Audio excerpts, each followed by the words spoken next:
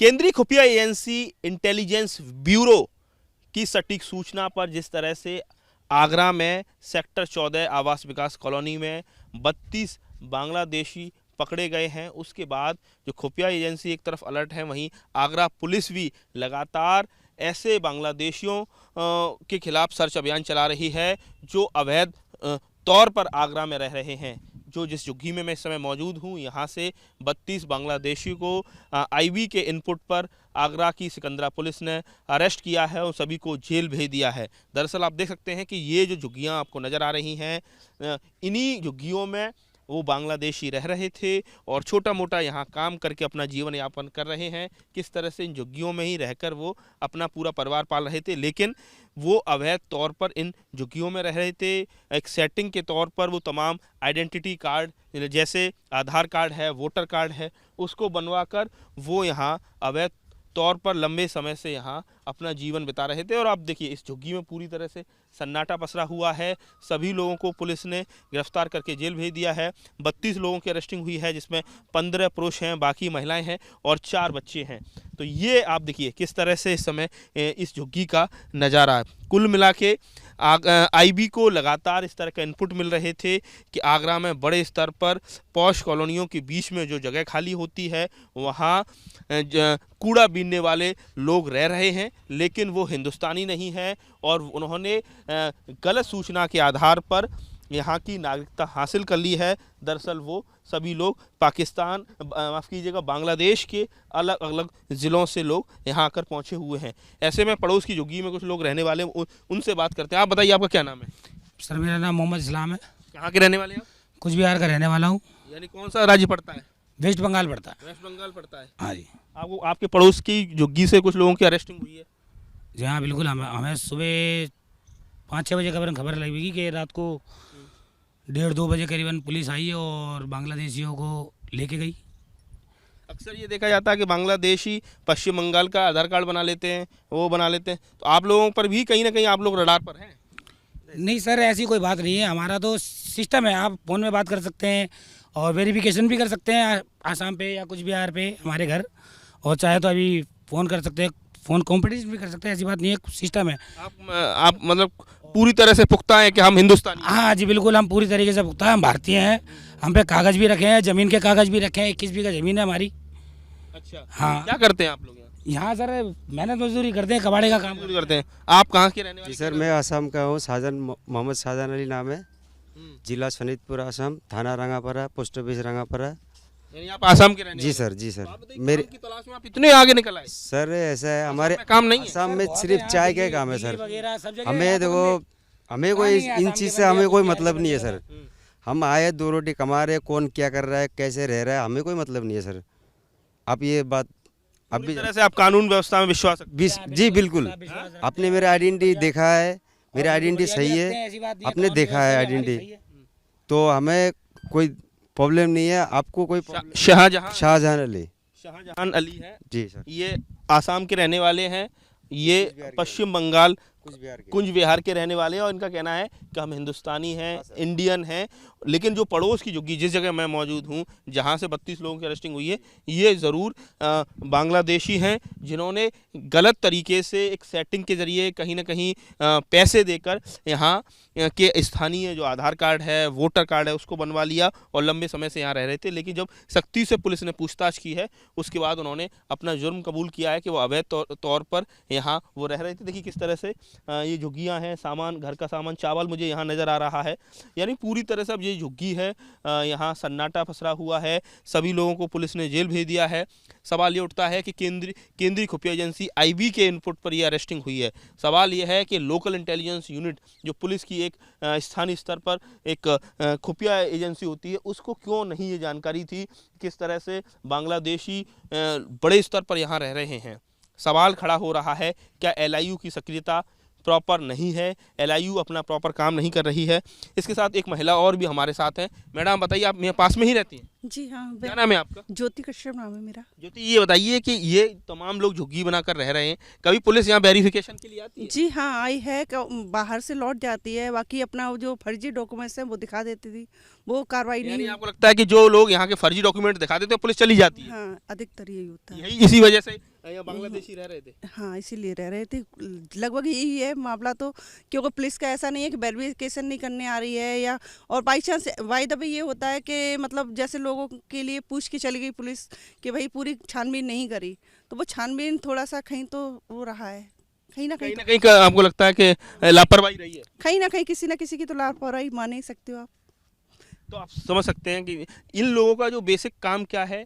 बांग्लादेश में जिस तरह से बड़े स्तर पर बेरोजगारी है, भुखमरी है, तो ऐसे में ये लोग धीरे धीरे बॉर्डर क्रॉस करते हैं। बॉर्डर क्रॉस करने के बाद वहाँ स्थानीय जो प्रशासन है उससे सेटिंग करके बॉर्डर क्रॉस करते हैं, और ऐसे में पैसेंजर ट्रेनों के ज़रिए जो भी माध्यम मिलता है वो ऐसी जगहों पर पहुँच जाते हैं जहाँ शहर के बीचों बीच एक ग्राउंड मिलता है, वहाँ वो झुग्गियों को बसाते हैं। धीरे धीरे वो अपने परिवारों को लाना शुरू कर देते हैं, और फिर शहर में ही रहकर छोटा मोटा काम जो लाइक कूड़ा बीनना, कबाड़ खरीदना बेचना, ये काम शुरू करते हैं, और यही इस झुग्गी में नज़र आ रहा है। और अब जो एडिशनल कमिश्नर हैं पुलिस के, केशव कुमार चौधरी का कहना है कि हम एक बड़े स्तर पर अभियान चलाने जा रहे हैं, जिसमें और भी जो बांग्लादेशी हैं, कुछ पाकिस्तानी लोगों की भी सूचना है, उन लोगों को हम आइडेंटिफाई करेंगे, और कोई भी ऐसा व्यक्ति जो दूसरे देश से ताल्लुक़ रख रहा है और आगरा में अवैध तरीके से रह रहा है, उसके खिलाफ पूरी तरह से अभियान चलाया जाएगा। एक भी व्यक्ति जो यहाँ का नागरिक नहीं है उसको आगरा में नहीं रहने दिया जाएगा। आगरा शहर के बीचों बीच जिस जगह मैं खड़ा हुआ हूँ वही सेक्टर 14 है, और देखिए किस तरह से मेरे पीछे एक प्रॉपर मकान घर बने हुए हैं, और बिल्कुल लोकल इंडियंस हैं, आगरा के सिटीजन हैं, वो रह रहे हैं। वहीं दूसरी तरफ सामने ही किस तरह से बड़े स्तर पर यहाँ झुग्गियाँ बना ली गई हैं। कबाड़ बीनने से लेकर छोटा मोटा मजदूरी जैसा काम या भीख मांगने जैसा काम करके ये लोग अपना गुजर बसर करते हैं। लेकिन कहीं ना कहीं ये प्रशासन को सोचने की ज़रूरत है कि ऐसे लोगों का बेस क्या है, इन लोगों पर भारत की नागरिकता है या नहीं है, ये इंडियंस हैं या अवैध तौर पर ये बांग्लादेश से यहाँ कमाने खाने के लिए रोज़गार के पर्पज़ से आए हैं। सवाल ये उठता है, कई दफ़ा ये बांग्लादेशी कानून व्यवस्था के लिए खतरा बनते हैं, तो वहीं दूसरी तरफ भारत की सुरक्षा के लिए भी एक चुनौती लगातार साबित होते रहे हैं। और अब जिस तरह से बड़े स्तर पर बांग्लादेशी पकड़े गए हैं, और सवाल यही उठता है कि किस आधार पर, कैसे इन लोगों के तमाम आइडेंटिटी कार्ड, जैसे वोटर कार्ड है, आधार कार्ड है, जन्म प्रमाण पत्र से लेकर तमाम जो ऐसी कार्ड जिनसे कहीं ना कहीं उनकी नागरिकता सिद्ध होती है, वो कैसे बन जाते हैं। कैसे चंद रुपयों के लालच में तमाम जो एजेंसी जिनको इन कार्ड बनाने की जिम्मेदारी है, इन आईडी कार्ड बनाने की जिम्मेदारी है, वो बिना वेरिफिकेशन के इनका कार्ड बना देते हैं। तो अब जब आईबी ने कहीं ना कहीं कई महीनों की मेहनत के बाद इस पर आगरा पुलिस का सहयोग लेकर 32 बांग्लादेशी अरेस्ट किए हैं, तो ऐसे में ज़रूरत इस बात की है कि एक बड़ा बृहद अभियान चलाया जाए, और जो लोग कहीं ना कहीं प्रशासन के लिए चुनौती बने हुए हैं, स्थानीय लोगों के लिए एक तरह से खतरा बने हुए हैं, उनको फिर से जेल में भेजा जाए या उनको बांग्लादेश यानी बॉर्डर पर छोड़ा जाए। ये सवाल इस समय खड़ा हो रहा है, और शहर के बीचों बीच प्रॉपर कॉलोनी में खाली पड़े मैदान में जिस तरह से झुग्गियां बनाकर लोग रह रहे हैं, कोई वेरिफिकेशन नहीं हो रहा, कोई इंटरोगेशन नहीं हो रहा। ये बताता है कि किस तरह से प्रशासन पूरी तरह से निष्क्रिय बना रहता है, और जब कोई बड़ी घटना होती है तब जाकर उनकी कुंभकर्णी नींद खुलती है। थाना सिकंदरा को मुखियों के द्वारा ये सूचना मिली कि यहाँ उनके आवास विकास सेक्टर 14 क्षेत्र में कुछ लोग अवैध रूप से झुग्गी झोपड़ी बना के रह रहे हैं, और वो यहाँ के नहीं लगते हैं। इस सूचना पर थाना सिकंदरा के द्वारा जांच की गई, और जांच के उपरांत यह पता चला कि ये लोग यहाँ के नहीं हैं, और जानकारी की गई तो पता चला कि ये बांग्लादेश के रहने वाले हैं, और यहाँ पर कुछ समय पूर्व यहाँ पर सब लोग आए हैं। इसमें लगभग 32 लोग यहाँ पर रह रहे थे, जिसमें 15 पुरुष 13 महिलाएं और 4-12 वर्ष के उम्र के बच्चे हैं। इनको वहाँ एक व्यक्ति है जो लाता था यहाँ, और यहाँ पर एक महिला पूर्व से यहाँ रह रही थी जो यहाँ पर उनके आधार कार्ड और अन्य जो दस्तावेज जो है उसको बनवाती थी, और इसको बनवाने के लिए वो फेक डॉक्यूमेंट्स का प्रयोग करते थे। इस सूचना पर थाना सिकंदरा के द्वारा कार्रवाई की गई है। अभी वो पंजीकृत किया गया है और इन सभी को जेल भेजा गया है। ये यहाँ पर जो झुग्गी झोपड़ी बना के रहते थे, ये यहाँ कूड़ा बीनने का काम करते थे और उसको बेचा करते थे। अभी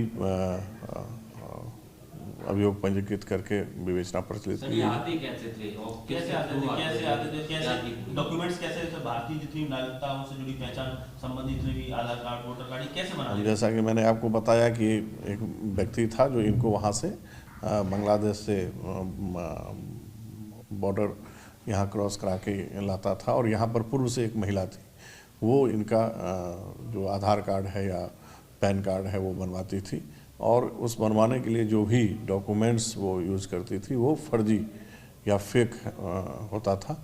इसी जो है क्रम में इन पर मुकदमा दर्ज किया गया है, जिसमें जो है कूटरचित दस्तावेजों के प्रयोग करने की भी धाराएँ लगी हैं। तो ये इनका जो है इस तरह का काम था।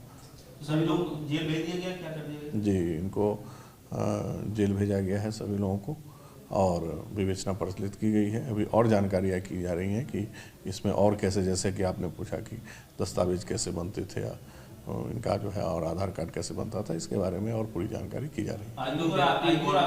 पाकिस्तानी लोगों को भी ट्रेस कर रही है, तो ये सारी चीजें आगे चलता रहेगा अभियान इस तरह से? ये अभियान लगातार चलता रहेगा। जब भी एक तो हमारा अभिसूचना तंत्र जो है सक्रिय है, जो इस तरह जो अवैध रूप से कोई कहीं रह रहा हो या किसी का यहाँ प्रवेश हुआ हो तो उसकी जानकारी रखे और हम लोग को भी अवगत कराए, और अगर इस तरह की कहीं भी कोई बातें संज्ञान में आती हैं तो उस पर विधिक कार्रवाई सुनिश्चित की जाएगी। जो व्यक्ति बॉर्डर पार कराता था उसके खिलाफ भी कोई कार्रवाई की जाएगी? बिल्कुल, सब वो भी इसी में शामिल है। जो ये 32 लोग हैं उसमें वो भी शामिल है और सबके विरुद्ध कार्रवाई की गई।